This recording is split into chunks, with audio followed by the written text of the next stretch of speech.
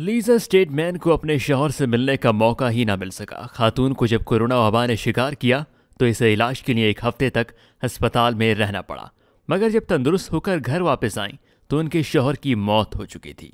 जब दोनों मियाँ बीवी के फ़ोन कॉल का डेटा इकट्ठा किया तो पता चला कि बीवी अक्सर अपने शौहर को फ़ोन करके कहती थी कि अस्पताल में अकेले बिस्तर पर लेटे हुए वो मरना नहीं चाहती और इस वजह से वो खौफ का शिकार है। ताहम इस खौफ के बावजूद बेहतर इलाज की वजह से उनकी सेहत बेहतर हो गई और वो घर आ गई, मगर जिस सेहतमंद शौहर को वो घर छोड़कर गई थी उनकी कोविड की वजह से मौत वाक़ई हो गई।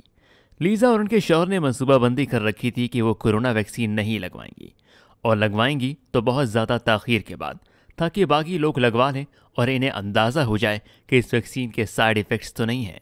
मगर इनकी मनसूबाबंदी अधूरी रह गई और इससे कबल ही इन्हें कोरोना वायरस ने अपना शिकार कर लिया, जिस वजह से शौहर के घर पर आलम तन्हाई में मौत हो गई।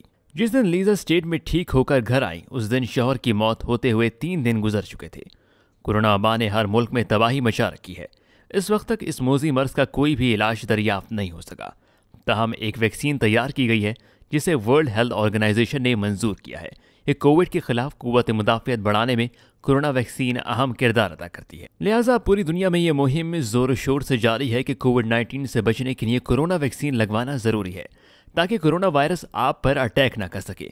और अगर ये वायरस हमला आवर हो भी तो आपके जिस्म की कुव्वत मुदाफ़ियत इस कदर मजबूत और फाल हो कि आप वबा का शिकार ना हो सकें।